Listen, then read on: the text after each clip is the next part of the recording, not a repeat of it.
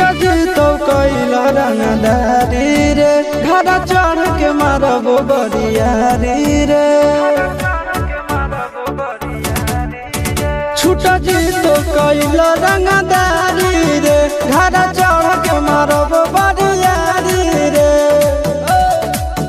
तोरा बापू के न तोरा दादा के चिन्हबो बेटा सब गोली मारबो ताएगो गिनबो तोरा बापू के न तोरा दादा के चिन्हबो बेटा सब गोली मारबो ताएगो गिनबो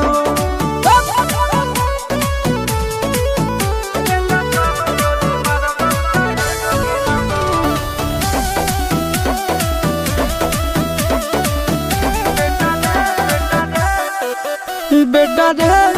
काटा से ठोक देबो चिमनी के भाटा में झोंक देबो देखबो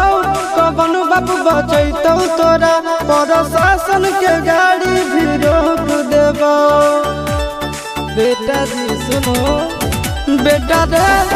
काटा से ठोक देबो चिमनी के भाटा में झोंक देबो देखबो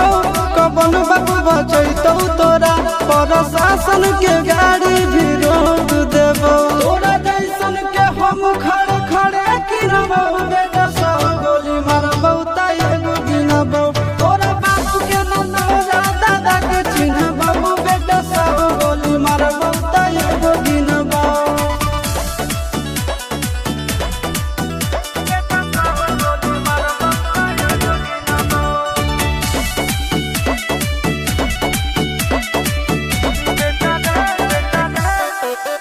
बेटा रे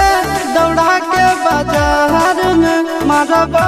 गोली तोर कपार में रंगदारी जे करम भी बिहार में गड़ देबो गंगा जी किनार में इतना मार पड़तो ना बेटा बेटा रे दौड़ा के बाजार में मारबो गोली तोर कपार में रंगदारी जे करम भी बिहार में गड़ देबो गंगा जी किनार में कहो चिंटू आशीष के कारण सुनबो बेटा सब गोली मारबो ताएगो गिनबो तोरा बाप के न तोरा दादा के चिन्हबो बेटा सब गोली मारबो ताएगो गिनबो मारत मारत पिछुआरा लाल कर दे बेटा ध्यान से।